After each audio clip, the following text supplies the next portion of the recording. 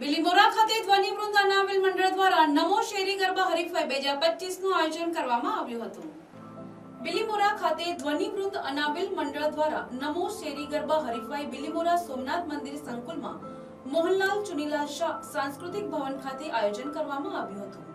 આ શેરી ગરબા હરીફાઈમાં અમદાવાદથી મુંબઈ સુધીના અનાવિલ સમાજના ભાઈઓ બહેનોએ ભાગ લીધો હતો, જેમાં અનાવિલ સમાજના 14 વર્ષથી લઈને 79 વર્ષ સુધીના લોકોએ આ સ્પર્ધામાં ભાગ લીધો હતો। આ હરીફાઈમાં 18 જેટલા ગ્રુપોએ આ શેરી ગરબા હરીફાઈમાં ભાગ લીધો હતો।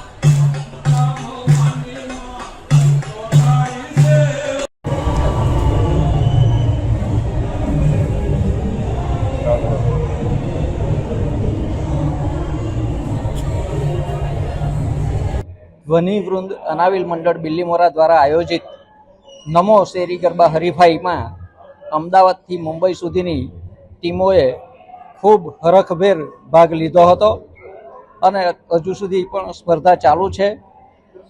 તમામ ભાગ લેનાર કૃતિઓના ટીમ લીડરોને આ ક્ષણે હું ખૂબ ખૂબ અભિનંદન આપું છું।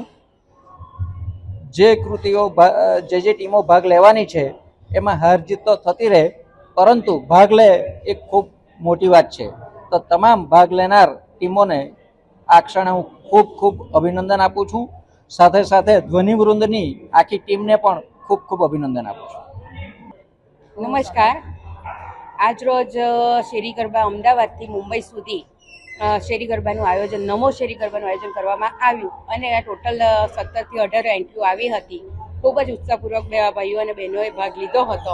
નાની ઉંમરથી મોટી ઉંમરના દરેક સ્પર્ધકોએ ભાગ લીધો અને ખાસ જોવા જેવી વાત એ છે કે અમારે પણ પ્રેરણા જેવી વાત છે, લેવા જેવી વાત છે અને બીજાએ પણ પ્રેરણા લેવા જેવું છે કે 70+ થી 85 સુધીની ઉંમરની બધી બહેનો એ ભાગ લીધો તો એ અમારે ખાસ એના પરથી પ્રેરણા લેવા જેવું છે। બીજા પણ લેવા જેવું છે કે આ રીતે આપણે યુદ્ધ તલવારથી નથી જીતી શકાતી, મજબૂત ઈરાદાથી યુદ્ધ જીતી શકાય છે।